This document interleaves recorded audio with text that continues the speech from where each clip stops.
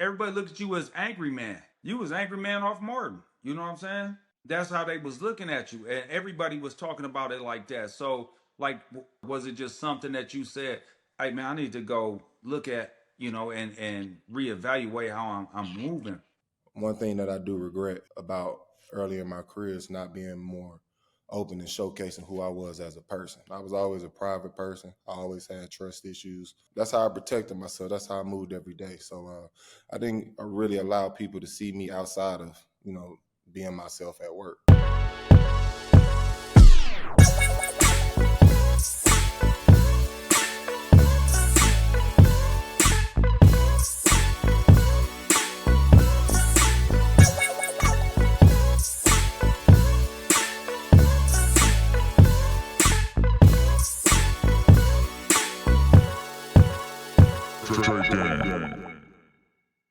All right, we are right back at it, man. Straight Game Pod. Thank y'all for subscribing, liking, all the love that we're getting. Right now, we got a special guest. We got DeMarcus Boogie Cousins. We got my boy Mike Bibby, Eddie House. What's up with it, fellas? What's up, man? What's going on, Ty? So, Sacramento's best. That's right. Boogie, man, let's get started, man. Tell the people what you've been up to, bro. Man, I'm in this weird transition. Obviously, we all get to this point, in our career where you start to transition out of basketball.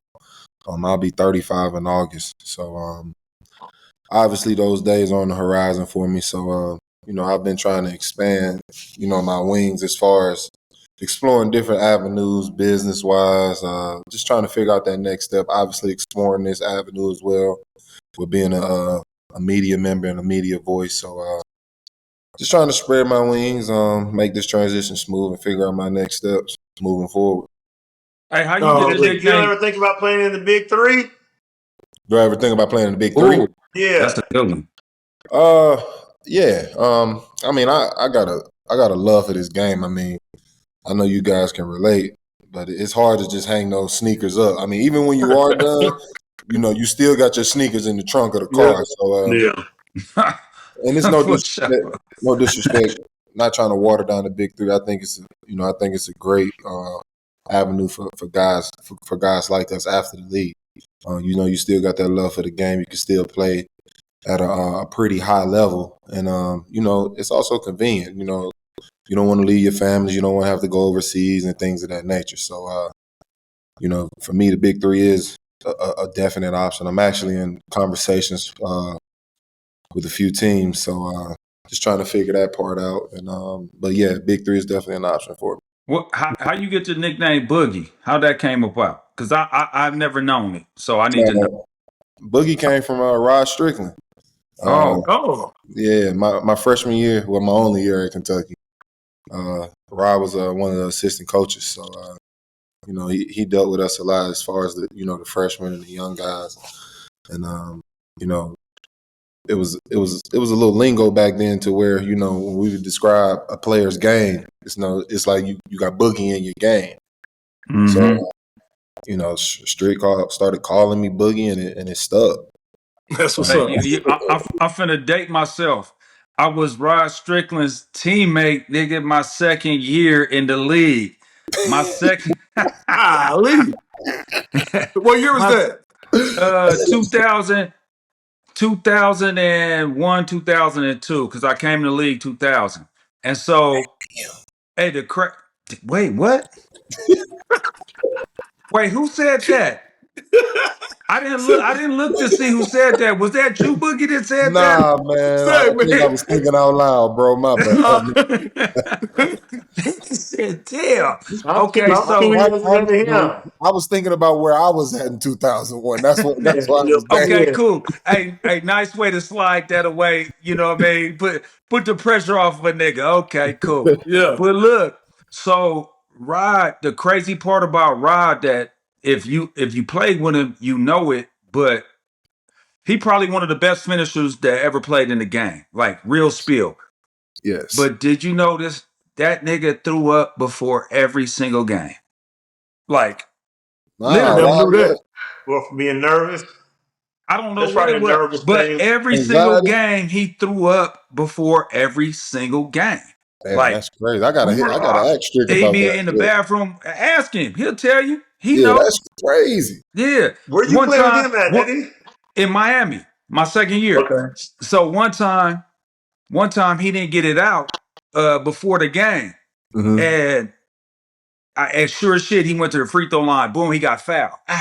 Went going to finish, and he went over there. He was like, "No, give me a towel. Give me a towel. Give me a towel."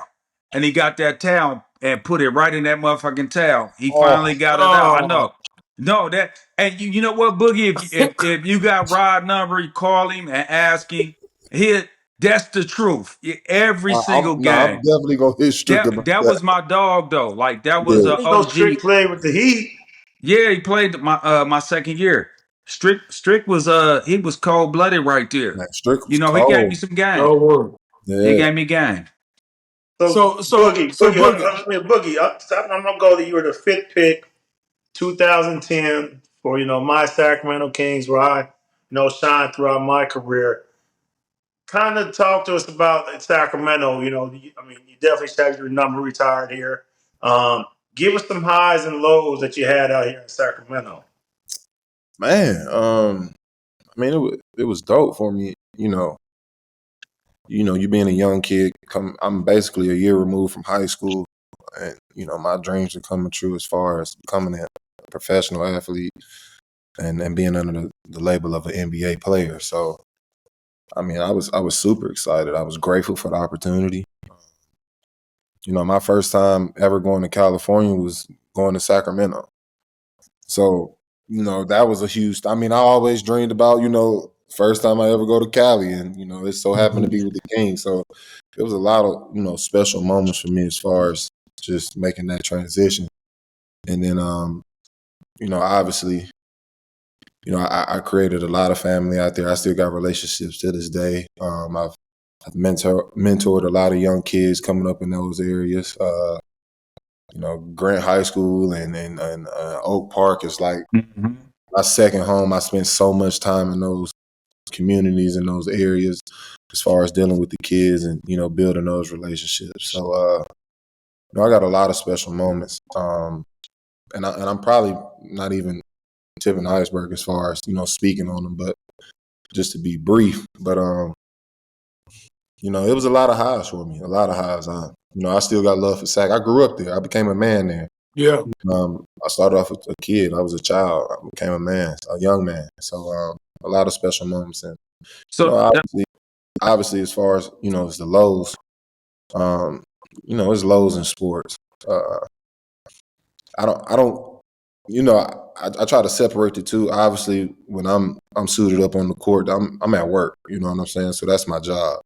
So I mean, I think the average person can speak on the lows they have at their job and also the highs. So I definitely had lows at work, but I try to separate the two because Sacramento in itself was always a high for me. So it was never really a low situation. It was a place I enjoyed being. It was a place, like I said, I grew up. It was a place, in the beginning I envisioned on being there, kind of forever. So it was never really a low as far as just speaking on Sacramento in itself. But obviously at work, there's plenty of stories with that as well. I'm gonna piggyback off that right there, right? So if people looking on the outside and don't really know you, Mm-hmm. personally, right? And I haven't met you personally. I've seen you in traffic and this, that, and the third, but to know you personally, and so from the people on the outside looking in, when they look at you and say, "Damn, man, why he disgruntled?" And like you said, it's work, right? Number Mm-hmm. one, it's work, and you tie into that. Did you ever go get? Was there any time where in your mind where you were like, "Man, I need to go get some"? Not that you needed it. You feel what I'm Mm-hmm. saying? I'm not saying it like this. So I don't want to come off like that. Was there any time that you were like, man, you know what? I need to take a step back and try to figure out, because everybody looks at you as angry man. You was Mm-hmm. angry. You was angry man off Martin. You know what I'm saying? Mm-hmm. That's how they was looking at you, and everybody was talking about it like that. So, like, was there something that you did yourself, or was it just something that you said, "Hey man, I need to go look at, and reevaluate how I'm moving at that time." Well, for me, it was always separate for me. Who I was at work, who isn't who I was, in my home or when Mm-hmm. I'm moving around on my everyday. And you know, one thing that I do regret about early in my career is not being more open and showcasing who I was as a person. I was always a private person. I always had trust issues. It was more so from how I grew up, things I experienced in my life. So I was a real closed off person, and when I went to work, I went to work. When I was off work, I clocked out. I was to myself. I was more of a homebody type of person, and that's how I protected myself. That's how I moved every day. So I didn't really allow people to see me outside of being myself at work. But as far as being at work and performing, I'm just a passionate player, bro. Okay. I'm a bigger dude. I got tattoos, and I mean that off the rip.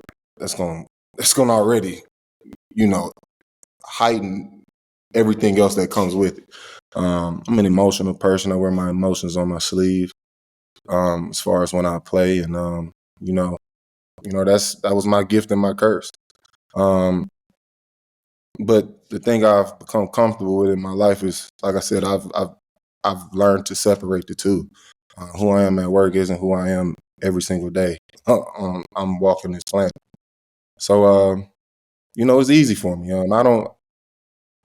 Hey, however you view me as an entertainer in my job, that's cool. Eventually that job is going to end and I'm moving on to something else. And you're going to have to then come back to the table and reevaluate me again because you'll see me in a different presence or a different light.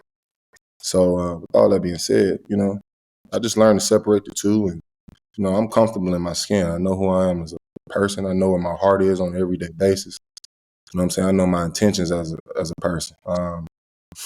I'm never too big to say I'm wrong. I self-reflect every day. I try to be a better version of myself on an everyday basis. Every day I wake up, I want to be a better version of myself. So I feel like with that mindset and me being okay with that and embracing that, I think I'm fine, bro. Like, to be Yeah. honest. You Hey, know well, what's so crazy about it, E-House? I was the assistant coach for the G League team in Reno mhm. while he was there for the Kings. So I would come up and down, and I would be around the team, Boogie, IT, and all those guys. And one day I was at camp, training camp, and the G League guys, they put us in the corner and we kind of just sit there and observe. But I'm observing everything. I'm looking, man, this dude is passionate, man. He want to win. He tired of this losing mentality, losing mindset. And the media can portray him to be something that he just said he's passionate and he wears it on his sleeve. And you were very honest. I remember that about you, but you was very honest. Where most people would cower to positions, and you didn't do that.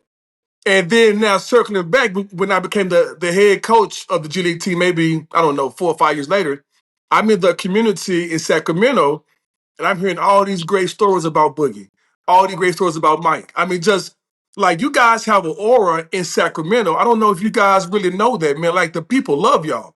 Mhm. And that's so dope about the city of Sacramento. Once you a Sac King, bro, they gonna really rock with you. And you Absolutely. did so much stuff in Oak Park. And so I'm really glad that you said that, because people who don't know about Oak Park, that's the hood. You know what I'm No, saying? And that you did a is whole the bunch of pause. stuff in Oak Park. You did a whole bunch of stuff for the community, and more people should know that, bro. And I don't know how to get that message out, but you was very instrumental in the black community, bro. For real, for real. Well, I mean, at the end of the day, the reasons I was doing this because I am prideful about my people, about where I come Yeah, from, about communities that are similar to the ones I grew up in. So that was automatic. That was an automatic thing for me. And don't get it twisted. Like when I was pushing these different events for these certain areas of Sacramento, they wasn't okay with that. Like mm, when they came to the events, they already had their stuff set in certain areas of the city. It's always yeah, already set. And I Yeah. told him I wasn't doing it unless it was a certain area where I wanted to do it. And, we ended up coming to an agreement, but it was definitely pushback in the beginning. Yeah. So, Boogie, where you from, man? What? I believe I know, but let the people know where you from, man. I'm from Alabama. I was born in Mobile, raised in Birmingham. Oh, Okay. I didn't know that. I claim both places. I spent a lot of time with my childhood in both places. So, yeah, best of both worlds. Hey, Be growing up in here. the South like that though, Mm-hmm. because I'm from the West Coast, you know what I'm saying? And I never really seen segregation like that. Was it like that when you was growing up, even though you was, I mean, shit. I told you I came in the league in 2000, right? Nigga laughed at me, right? Laughing at myself, dog. Mike over here talking about, damn, nigga, you was came in the league in 98, fool. You know what I'm We saying? the same age Yeah, that though. was We two. are the same age. We are He the said he same was age. You eight. Boogie just said he was 8. Damn. damn. Hey, so like at that time, like how was like because I never really been in the deep south like that. Yeah, And yeah, I yeah. don't know how that I don't know how people Um, wiggle out there. How was it? Man, it's different. I mean, it's still to this day, I feel like it's still behind in certain ways. But for instance, as far as segregation, I went to all black high schools. You know what I'm saying? My first time going to school with white people is when I went to college. Damn. Yeah. So, we live in our pockets. You know what I'm saying? I was in Birmingham. I was on the east side. Mobile, I was in the Tomerville area. So it's been black my whole life. So that's also kind of why I was, culture shock for me as far as taking those next steps and transitioning, not only college, but also the NBA as well. Look, so So, kind of tell me this, Boogie. So you transitioning to like the podcast stuff. Um, let's know how you feel because me coming in, I did some of the NBC Sports Bay Area stuff that I never thought I'd do in my life, Mhm. but it kind of got me back in the mode of being around Sacramento again, being here, doing the games, and even getting a chance to coach at Sacramento State. So kind of talk about getting into that level, that lane that you're doing now. Well, one, I get to use my voice. That's also one of my biggest regrets. I didn't speak up for myself a lot throughout my career, and a lot of things that was said or stories that were put on my name, I just kind of, took them on the chin. But I'm to the point now where I'm comfortable enough to use my voice. You can make your judgment off me when you hear straight from the horse's mouth instead of the next person saying, or you heard Peter and Paul said this and that about, like, you hear straight from the horse's mouth. So and also I think I'm a knowledgeable person. I know a lot about the game. I've seen it all, I've done it all. I love, dropping knowledge to the youth, the young guys coming up underneath me. So all in all, it's just about using my voice, and I think it can help in a lot of ways. You yeah. say you're knowledgeable about the game, right? We all, we get to the league, we there, right? You feel me? We play, we know what we doing. Who was that one motherfucker that had you be like, or maybe two, maybe three, maybe four? You know what Right. I mean? That had you like, shit, I'm not going out tonight. I'm not I gotta get my sleep. I gotta make sure I hydrate. I gotta make sure I get a good meal in. And then, I know I'm gonna have to I got a handful of work for me tomorrow with this person. Rondo. But you ain't had to I, guard that I nigga. thought I thought you was gonna say you're big, but think about this from Rondo. Boogie's perspective. He ain't pick and roll with him I was. against him. I'm saying, as far as that voice, that, like you said, a guy that can be like, "Hey man, don't go out tonight. Let's go lock in for tomorrow night." Or Oh, okay. like, No, not that. I'm talking about the nigga that had you like, I can't do shit tonight. I gotta go. as in a problem. Yeah, Yeah, Yeah. yeah. a problem. That's what I'm talking about. Cause mine was Oh, Jamal I mean, Crawford. I came in 2010, bro. So Jamal I mean, Crawford and Lou Williams was mine. I I ain't gonna feel you. lie. I feel you. I mean, when I came in 2010, so it was still a lot of the original OGs. I mean, Tim Duncan. I played Shaq his last year in the league. So, I mean, my list is long. I'm kind of in that era where it was the old generation and also coming into the new generation. Mm-hmm. So as far as the list, man, it's pretty long. I mean, obviously Tim Duncan, KG was still around. He was a bucket. Dirk was still cold. LaMarcus Aldridge. I mean, that's a good one right there. Cause LA was that cold. motherfucker, yeah, he Al could hoop. Jefferson, bro. Oh my Oh, God, Al Jefferson would give you work. cold, Hey, bro. he had footwork. Hey, and At he 6'7" didn't jump too. that high either. He only jumped like this high, but he Yeah, had work out bro. there. That one hand pump fake was lethal, bro. For real. Lethal, dog. I mean, my list it goes on. I mean, as far as the newer generation, I would say the guy I matched up with, as far as the two young up and coming bigs, was me and AD. So we had a lot of we had a lot of battles as well. But I mean, I was in the West, bro. It ain't many nights to sleep anyway. Every night you strapping your boots up. So Right. Sure. I mean, like I said, that list is long. Very long. Yeah. He said very long. Very long. West was nothing to play with. Like Eddie played in the East, so Eddie, you know what I mean? Eddie played in the East. Yeah, it's light, man. You got a couple nights, so you might go to DC or some shit like that. Like, you got the night off, man. West is a gauntlet. No, because I fuck around, go to DC. I got Gilbert Arenas. Well, yeah, I'm thinking as far as bigs though. You talking about bigs? Yeah, no, I had Gilbert Arenas. See the thing, this is the thing, nigga, please. This is the thing. Mike don't ever guard nobody. Mike's gonna guard the other nigga every single time. Offense. Mike is the brains of the team, man. I have to guard everybody. Like I gotta go in and I gotta earn mine, nigga. I gotta earn mine. My offense, Eddie. I told you I wasn't out there to play defense. You already know that. I mean, I had to act like I was. Shit. You had to act like it? Yeah, I had to act like I was so I could stay in this motherfucker and get my pension, nigga. That's how I got the 11 years. Fuck you talking about? Right. You know what I'm saying? Fully out. He used to have me and you on the court at the same time. What? He used to have us on the court at the same time in Sacramento. Oh, that was lovely. And I loved it too. Because you would find me. I shot one of my best 3-point percentages that year. You know what I mean? I gotta say this. I'm gonna give Mike his love. The nigga, this nigga laughing because he know it's true though. Hey, I shot one of my best 3-point percentages that year. But then my last game I ever played, regular season, I got 35. I was in Toronto.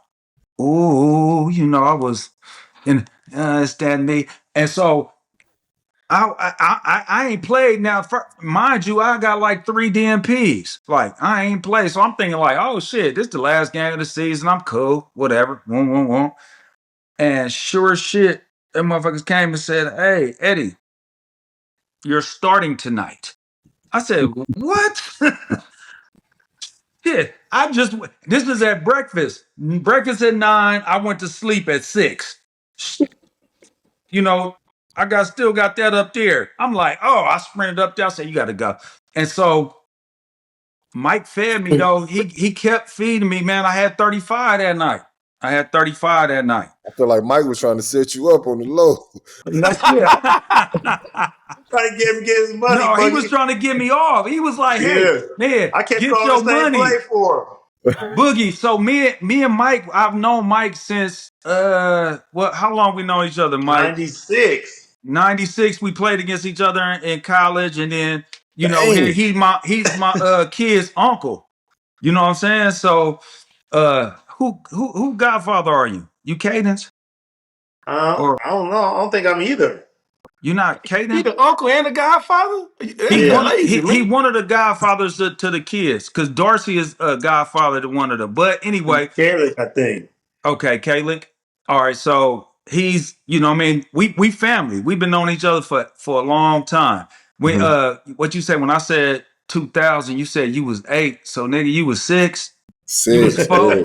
You was you was 4. You was 4. Man, y'all boys been around, old, man. Man, how old is you, Ty? Come on, man. Let's keep the show going, my boy. Okay, well, let's keep it going. Scratch the top of your head now, nigga. Keep the But show going, my boy. Boogie, would you think in Sacramento? I mean, I for sure the hell think your jersey needs to be retired in Sacramento. Mhm. I don't know the political side that comes with that stuff. How do you think about? How would you feel about your jersey getting retired in Sacramento? I mean, obviously, it'd be an honor. That was something that I definitely wanted and strive for as far as, why I tried to go out and perform every single night. Accolade-wise, I feel like, I did all the right things, while I was in that jersey under the organization. So, as far as all-stars, as far as, all NBA selections, Numbers. numbers, gold medals. So, I think I put my work in. I think I earned my stripes. So, obviously, it's like you said, it's a political thing. But as far as the work being done, I think I did what needed to be done to, join the others in the Sure, rafters. for You sure. never know, man. Scott Perry's there now, and Mhm. there's different regime coming in, and I know Scott is super dope, man. You just Yeah, I know never Scott know. Perry, man. I met Scott in the draft process when I was, coming through, and he was in Detroit. He was. Yeah, I spoke on another podcast before, and they, mentioned, one of the spots. So that was mentioned one of the spots I was interested in going to. But that's, Detroit. yeah, coming out. Yeah, it just made Yeah. sense for me. I built a relationship with Joe Dumars. I met Scott. They was really cool. They stayed on my line, things of that nature. So, I actually do know Scott. Hey, that's what's up. I'm not gonna get too personal with it, but uh, you got children, Mm-hmm. and how old are they? Are they coming up? Do you want them to move towards basketball? Because all three of my kids, they hoop. You know what I'm Mm-hmm. saying? Like they've been doing that. They involved in it, and that's just like something that they gonna do. Like Right. that's what they want to do. And do you have that like vision for yours, or do you say, hey man, because I felt like this myself. Shit, if the motherfucker wanted to play a trumpet, I was gonna get him the shiniest trumpet I could find that nigga. Exactly. You know what I'm saying? And so You lying. no, I'm not. You lying. How am I lying, Man, Mike? because I know you, man. If you gonna keep it real all the time, man. You I'm can't keeping say it real. If the nigga wanted to play the trumpet or the saxophone, that nigga would have been over here sounding like Kenny G, nigga. You know what I'm saying? my bad to interrupt. Go ahead then. Go my bad. No, I'm dead But serious. He said you lying, but it's the fact of the matter is that that's where they gravitated to. Mm-hmm. The fact of the matter is they moved that way. You can look that way all you want. Henry face. Oh, He please. look just like his daddy. Hey, but look, Got so to. That's good. yeah, you look like your dad, nigga. I But know. so whatever they gravitated to, I was gonna push that forward. I tried to put them in soccer, baseball, football, but hoop was what they wanted to do and they loved. And so, Right. do you have any inclination of where maybe you want to see your kids go, or anything like that? Honestly, nah, man. I got 4 kids. My oldest does play ball. I got three boys and a girl. So Okay. my oldest does play ball. My youngest is still very young. But he's in the ball. He's falling in love with it. He's working. He's a spoiled kid. You know how that part goes. So yeah, we trying to find that dog in him. We trying to get past the entitlement and all those type of things. But my message has always been, for me, number one is, education. Like I don't really care about the sports part. I really want my children to have their own identity. I want you to be a person, outside of, DeMarcus Cousins is my dad. Because I don't want you walking around with that type of entitlement in the world, because don't nobody really give a shit. So with that being said, for me, education is first. Like I don't want to raise no dummies. On top of that, whatever you want to be, just be the hardest worker at it. And also for me, I don't want to necessarily just push sports, because I feel like in our community, That's the main thing, and I kind of feel like kids put themselves in these they put all their eggs in one basket, and then once that situation doesn't work for them, they kind of out here lost. I feel like we should be pushing the message that it is cool to be a doctor. You know what I'm saying? It is cool to be a politician, a lawyer, whatever the case may be, a police officer. We should want more of that. So Yeah. with those things being said, like for me, I just want you to be the best version of yourself. Don't put yourself in no box. Be whatever you want to be the best at it. And just be a good person every day. And don't be no dummy. That's my message every day. So, as far as playing ball or whatever, that would be a plus for me, but that's not necessarily what I'm pushing to him now. Hey, you want to know something? How you said that's DeMarcus Cousins' son, right? Oh, nigga, you know what I get now? Oh, that's Jalen's daddy. That's Kalik and that's Kalik and Kaden's daddy over there. I would love, and I'm honestly okay. I hope the tables turn now. I hope That's you what build they be your own on. identity. They They built their don't own even be identity. on. They don't even be on my shit no more. They be like, "Oh yeah, Right. nah, oh no, that's they daddy, right? That's his daddy. His daddy used to play."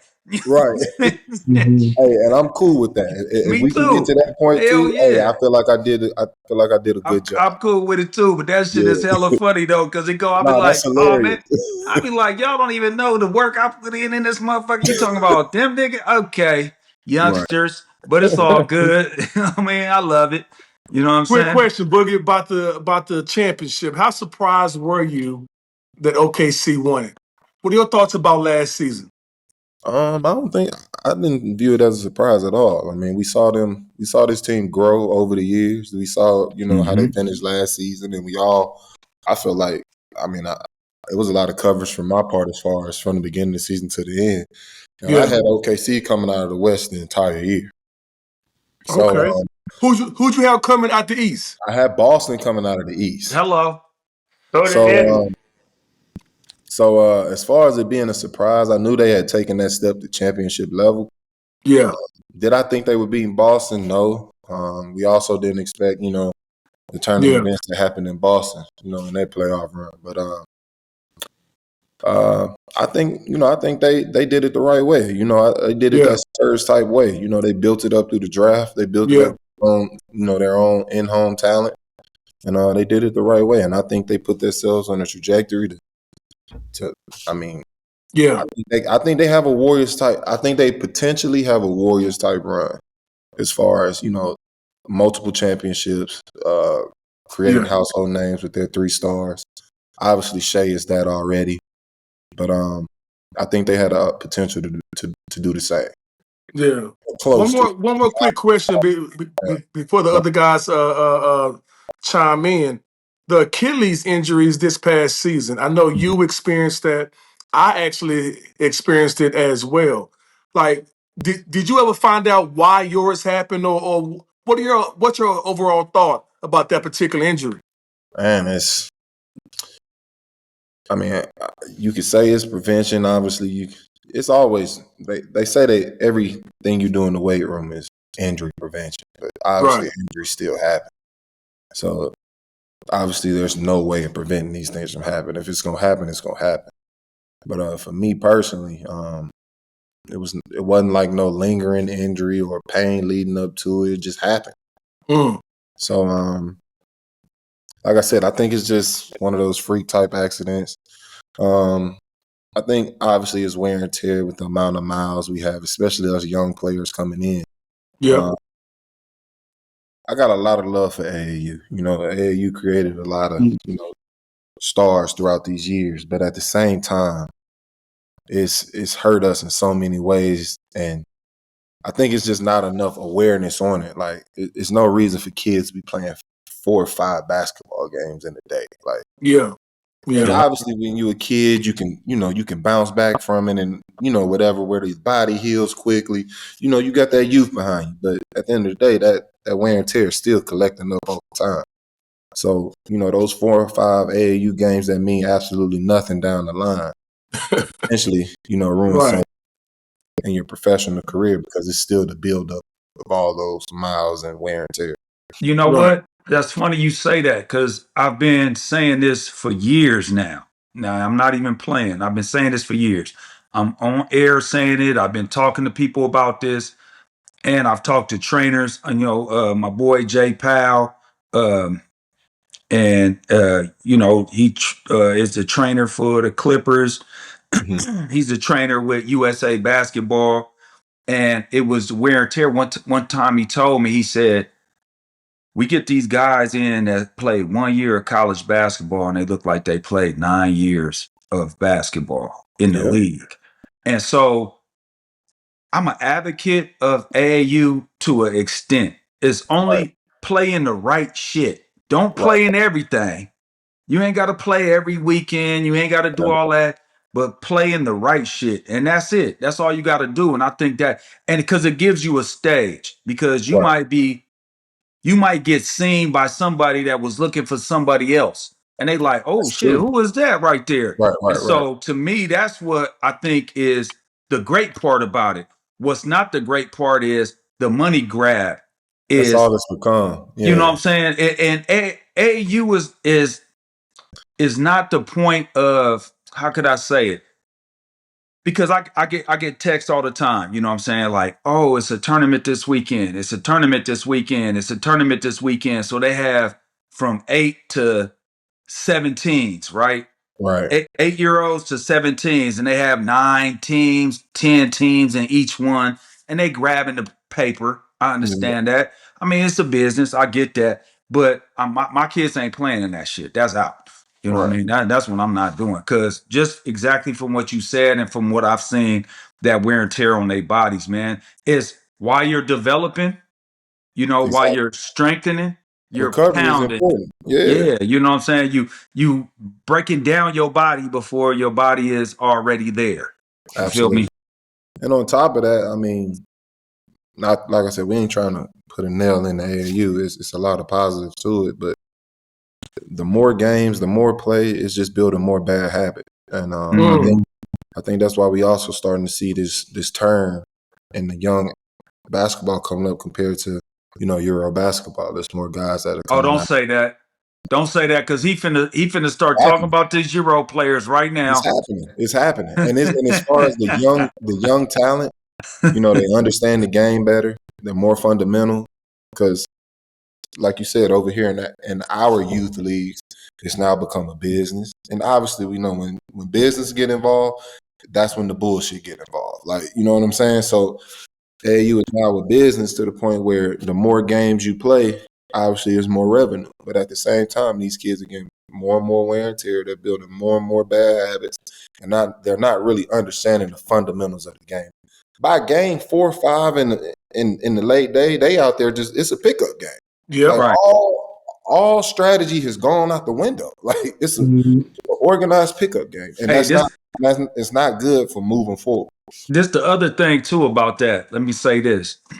This be my last thing talking about AAU, and I'll let Ty talk about international basketball because I know he's chomping at the bit to do it. Um, so uh, the other thing is coaches are scared to coach because they can lose a kid. You know what I'm Yeah, saying? And so, because anybody could be a renegade. You could just be a renegade. You could go from one place to the other, to the other, to the other, to the other. And if the coach ain't treating you or letting you do what you do, you dip. right. And if you nice, they cater to you. So then they don't really coach you.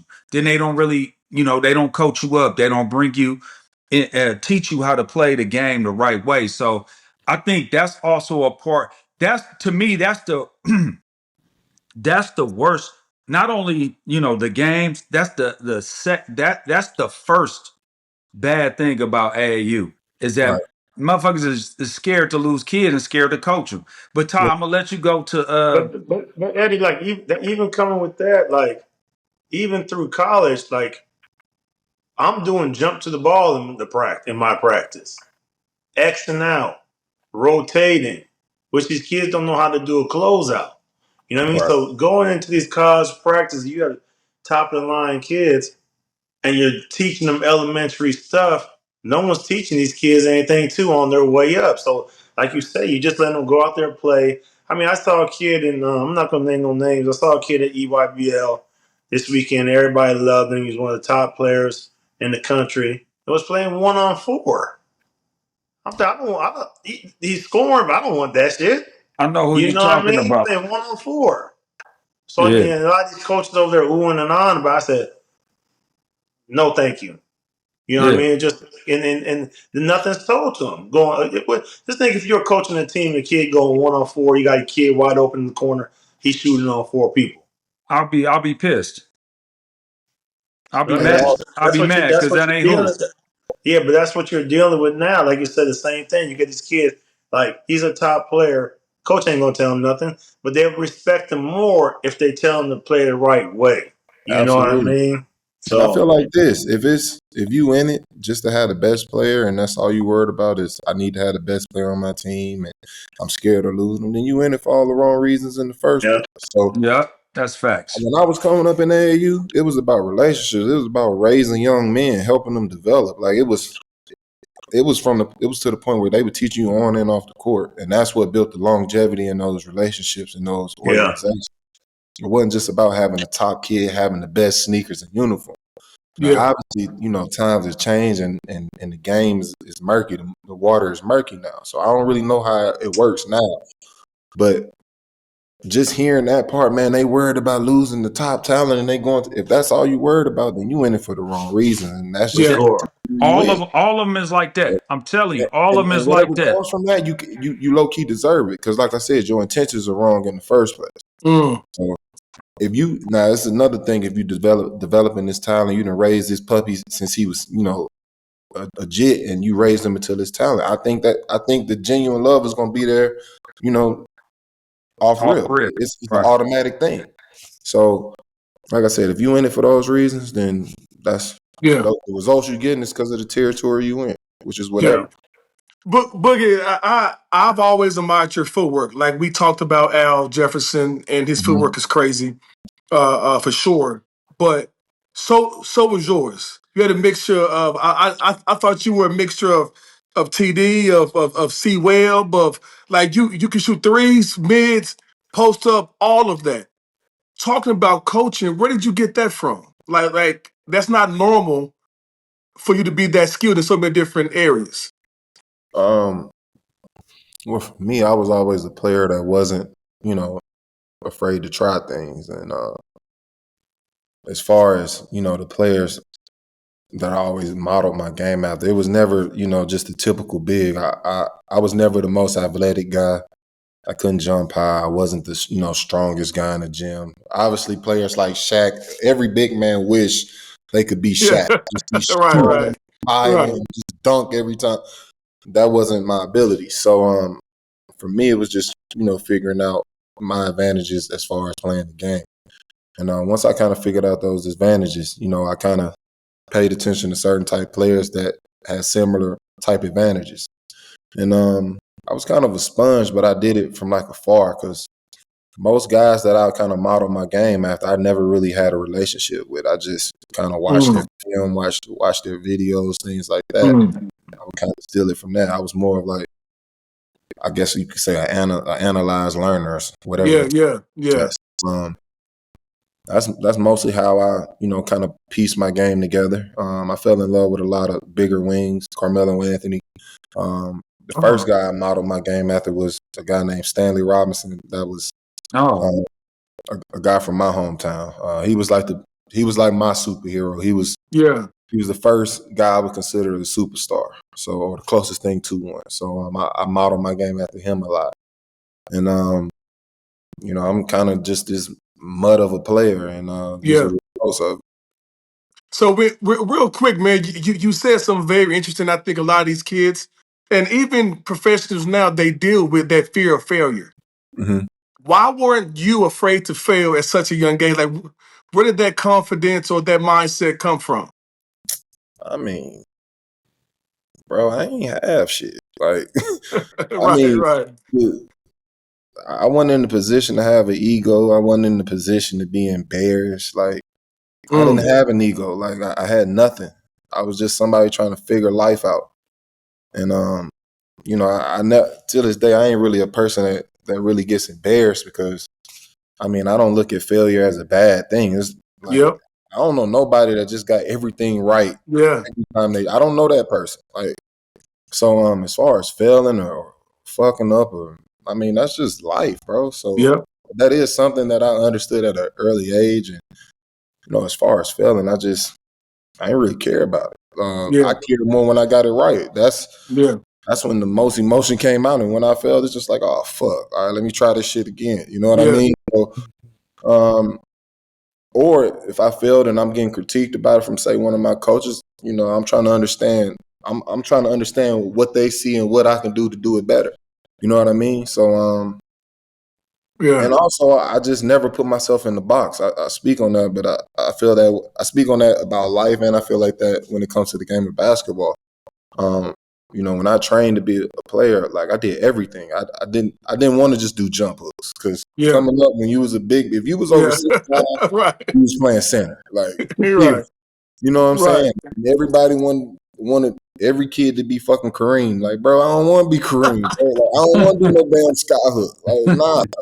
I'm trying to shoot this fade away. I'm trying to, you know what I'm saying? I'm trying to turn. Yeah. I'm trying to do all that. Like, Yeah.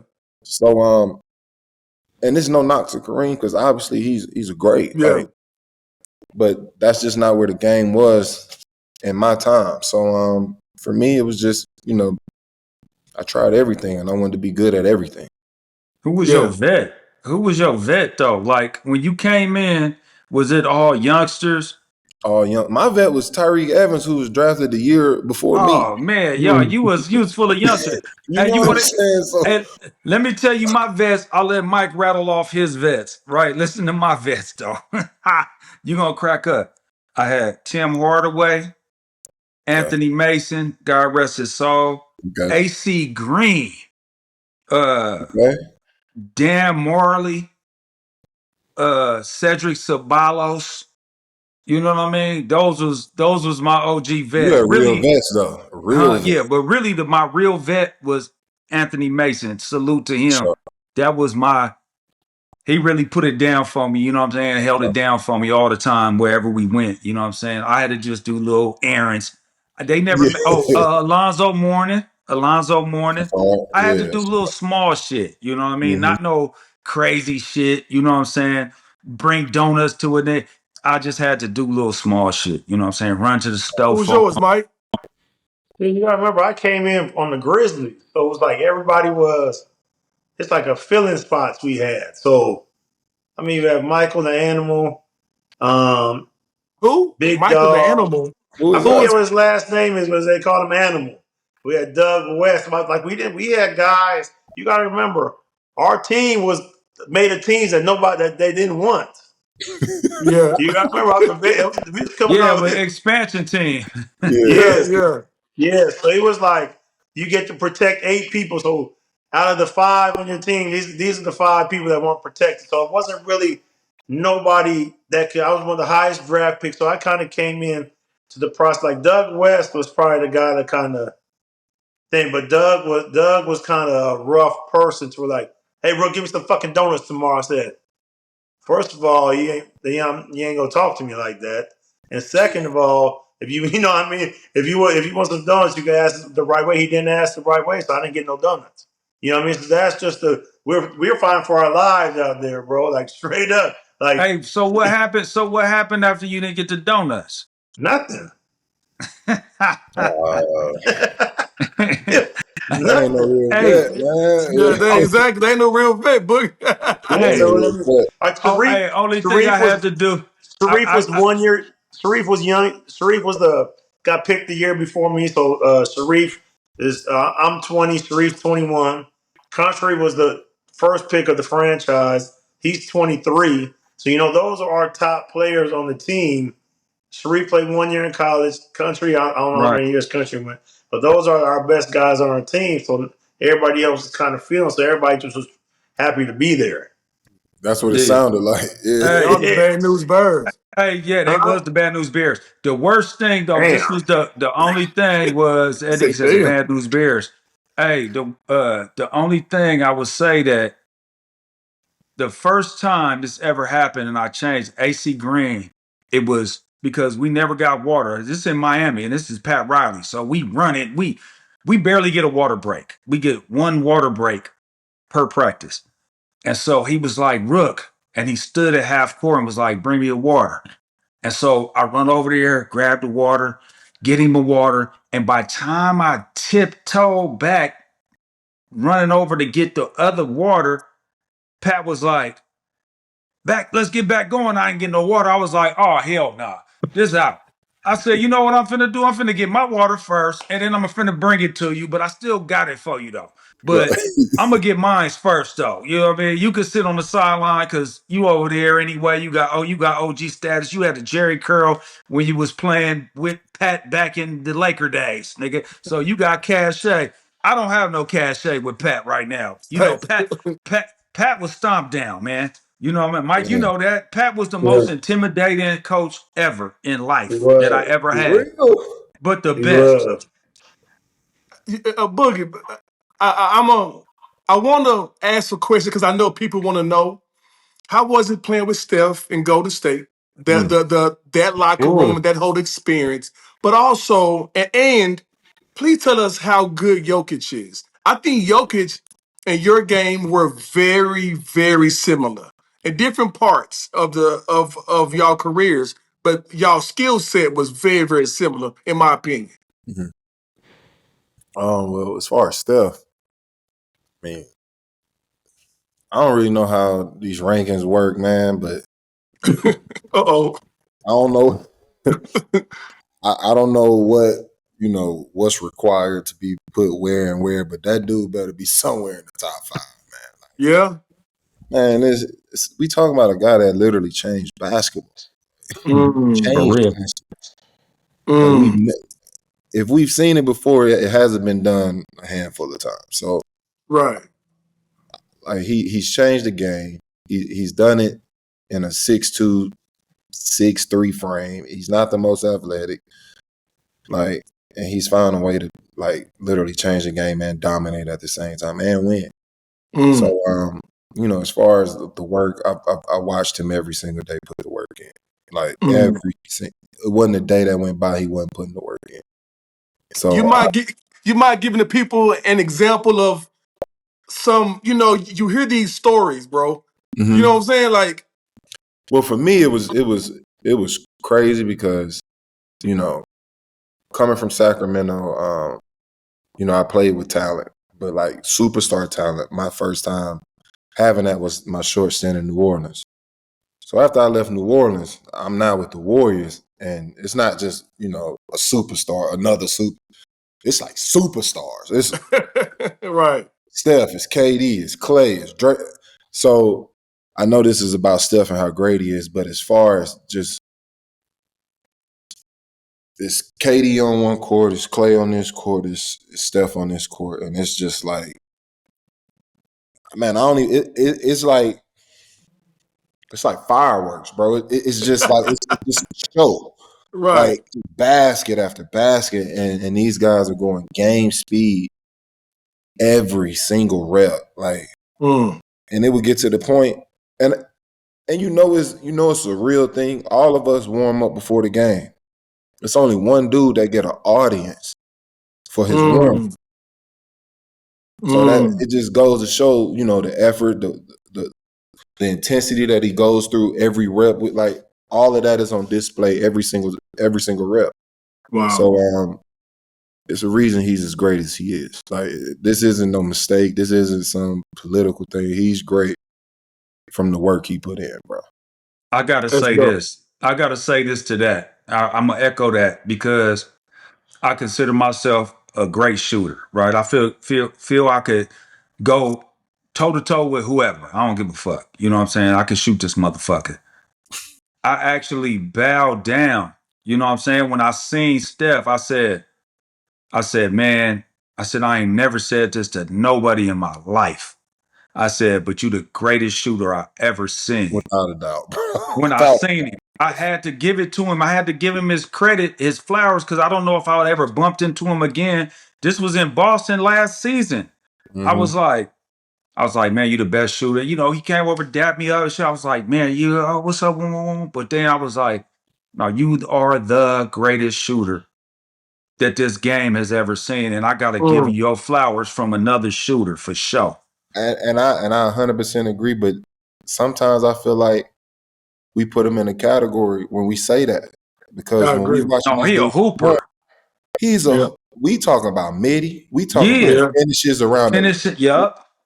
Yeah, we bring up the likes of Rod Strickland, Kyrie, but Iverson. But this dude is one of the like best small finishers I've seen in this league, bro. Like Wow. floaters, Yeah. everything he. So obviously he's definitely the greatest shooter ever, but I also feel like we don't give him his full credit when we just label him as the greatest shooter, because he got so much more game than just shooting the ball. Like You know why? Because I think this is why it is. So think about Rod Strickland. Think about Kyrie when they finish. They got flair to their finishes, right? He just got his finishes, but that jumper. Oh shit! motherfucker, Mike, what you think, Mike? motherfucker, He right got some there. shit. So my son loves Steph. He wearing jerseys in the house when the game on. I'm just throwing a little salt at him too, because I know he to get him riled up. But there's been times I'm watching like that motherfucker Dang. good. Yeah, bro, right. Yeah. he's good, bro. Like you Yeah. just can't. Hey man, I just get on him just to talk a little shit to Michael. You know how Michael gets with Steph, and he just be like, I was just watching the games. I'm like, damn, That you got motherfucker go. put him in the Yeah. top five too, Boogie. I got him in my top five yeah, too. and this one thing, just to speak on this game, one thing that never gets talked about, the way the dude set screens. Mm. Nobody pays attention to. He's a 6'3" frail, and he out there setting screens. That's how you Mm. get. You know, That's how you That's how get he get open. open half the time from the screen yeah. he's Hey, setting. that's how you get open. That's And you think exactly about how you get open. And and you can think Mike y'all the gonna have a smaller guards. story Ain't about nobody it. trying to screen no big. Y'all small. Y'all know y'all ain't Oh, trying you to screen crazy? big, bro. I'm screening whoever so I could get mines off. Hey, Yeah, look. that's it. People So don't understand. Like, if you set a good screen, get somebody open, you are going to get a shot. Huh, Eddie? Yes. Well, you Yeah. gonna in today's What? game, you're gonna create a switch to a slower person. So Yeah, it still yes. works in your favor. But still, I like, love the fact, bro, that you're educating all of us on this podcast now, but the people watching as well. Because nobody, to your point, we always label him as a shooter, and that's so ass back because he's one he, of the best he hoopers does way ever. more than that. Whoopers, bro. Yeah, Whoop. hell yeah. Hey, okay, talk about Jokic, bro. Like from big to big. I'm a big Jokic fan because he's European. Obviously, I ain't gonna get on that tangent. But what are your thoughts on Jokic? It's a bad boy, man. Bad dude. I mean, I watch him put the work in every. The part that makes me like the part that makes me love Jokic as much as I do is more so his personality, and Mm. it's the fact that like if you ever get a chance to just hold a conversation with him and just he tells you a little bit about himself, he'll let you know off rip. He really don't give a fuck about this shit. Like he doesn't care at all. This is like his second or third like Yeah, favorite thing to do. Maybe yeah. third or fourth. Like it's most games where he's dropping one of these crazy styles. He probably doesn't even want to be there, and that's the Wow, scary part about all of it. Like, that's crazy. no, it really is. When I was with Denver, our lockers were next to each other, and I don't remember who at the time had signed an extension, but I'm like such and such signed it for his money. I'm like, man, yours gonna be crazy. He was like, cuz I honestly think I might retire after this contract. I said, and leave $300 million on the table. I said, man, you out your motherfucking mind, man. Like, I said, sign the contract and just get fat at worst. Like, but I'm gonna pass up on the $300 million. Like, No, you Wait, can't do that. no, don't do that. He like, cuz I just want to go lay in my I believe he called it like a valley or something like that. I just want to lay out there with my horses. I'm like, yo, them horses gonna be there, bro. Go Go get your you three, huh? tripping. You can get more horses. Go get the 300, bro. Like, Right. nah. This dude, man, like I said, cold-blooded, bad dude. I do see a lot of similarities in that game. I think he's a way better passer. I think he's a better shooter. I think he's cracked the code even more as far as the unathletic type players that are still able to dominate the game. There's been a few in our league, and I feel like it continues to get better and better. And you're starting to see it from, not only the guards and guys like Jalen Brunson, but also the bigs, like Jokic. So I'm always a fan of the guys that can't rely on the athleticism and really have to depend on, savviness, craftiness, using their skill sets. Yeah. Just, figuring out different ways of being effective. Those are the guys I appreciate the most in the game. And that's why I'm a huge fan of Jokic. Ty, let me say this real quick, because I seen Jokic play one time live, right? And this is the coldest part about his game. He don't look athletic, but he's athletic. He don't look athletic, but yeah, his first step is it's way faster than what anybody thinks. And that's why he's able to get his jumper off, or he's able to get to the basket, because once he creates that angle with his first step, I was like, damn, that first step was hella fast. I was like, I wasn't expecting that. And I watched every time he got the ball. And when he got that motherfucker, his first step created an angle, and now they over He gonna here body you. and it's over with. Or now he jab you, you take that step back, and he hits you with the jumper. Yeah. His first step is faster than what a lot of people give him credit for, like thinking that he's just slow. He's not slow at all. No. Yeah. Nah. My last question for you, Boog. Who do you think will be the next American MVP? Because the non-Americans have been killing the game. Have been killing the game. I mean, anyway, we ain't gonna get into that. But who's the next American MVP? I think it was gonna be Jason. He got hurt, but who you think? I think Anthony Edwards. That's a bad boy. That's a good one. We can talk all we want about the Euro and everything, but whenever he step on the floor, he on the floor. It don't matter who out there. So I think it's more so about getting the right talent around him. I think they got some good pieces. They got to find a really good PG put next to him, but they got Dillingham over there. If they give Dillingham a chance, but I'm a big Rob fan. I'm a big Rob fan. That's UK, bro. But Mike, you gotta, when you playing with a guy like that, like Anthony Edwards, you gotta put your game in the back seat. Yeah. It's not about you. And I think young fella is going through that stage right now of figuring out how to, feature the star in the game outside of that. So for the young guys, that is a part of the game. If you got a star on the team, the ball is going to the star.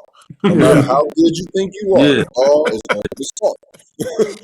So I think Rob has a lot of talent, a lot of potential, but he's still figuring that part out. He got to get vetted, Mike Conley, but it's going to be a progress. It's going to be obviously it's going to be something he has to continue to work on. But as far as him getting the results right now, they got to get a veteran guard that understands the game now. And I think he will be a guy that's in the MVP conversation. No doubt. I said this is my last favorite Kobe story. The people, Kobe he is who he is, and you played in his prime, all that good stuff. Yeah. Favorite Kobe story. Funniest, favorite, what you got for the people? I mean, I think the one that sticks out to me the most is when, for Cole to be hitting your line, recruiting you to come play with him. So I do have, that type of relationship it was a chance for me to be Kobe's teammate. Things didn't work out in that way, but, the fact that I was on his radar, he respected me as a young talent, felt he could, create, a situation for us to be successful. That's a huge honor. So that still stands out for me, number one. But two, we were in the USA. We were part of the USA program, and at the time, I was on the select team. So I was on one of the young puppies under the USA team. But it was one of the USA training camps we were getting the guys ready for. I believe that might have been 2012. Yeah. Okay. Yeah, we were getting them ready for that, and we were out here in training camp in Vegas, and Uh, that night we all stepped out. At the time, it was me and PG. We were still back, same draft class, so we were 2 years in maybe. So we light in the pockets, we green in the ass, all that. So, we tried to step out on the Vegas scene, and like I said, we had a good time, whatever. And Kobe ended up walking through, but he just did like a walkthrough on some like God type shit. Like Kobe came That in, nigga was floating like, bro, yeah. it was crazy. Kobe just kind of came through. Everybody just went crazy. Like I said, he just kind of did a walkthrough through the club. He walked past us. He saw me and PG. He chopped it up with us. He's like, y'all young boys, be safe, have a good time, be smart. Those are his exact words. So, we dap up. He pull off. He kind of leave the club. So maybe 15 minutes after that, we got 2 Magnum bottles of Ace of Spades pulling up to the table. We just like, whoa, like, so it's just me and PG. It's nobody.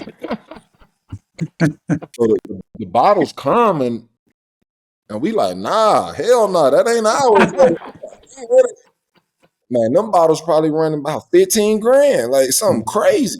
Yeah. So I'm like, nah, be like, hell no, that ain't, nah, we ain't order that. Oh, they were like, oh no, this was from Kobe. He said he wanted to make sure y'all had a good time tonight. I'm just like, damn, like, so obviously the night goes on, we had a blast. But I just thought that was dope as hell. The Kobe just being past and take care of his young boys like that. And obviously it was nothing for him. That was gas money.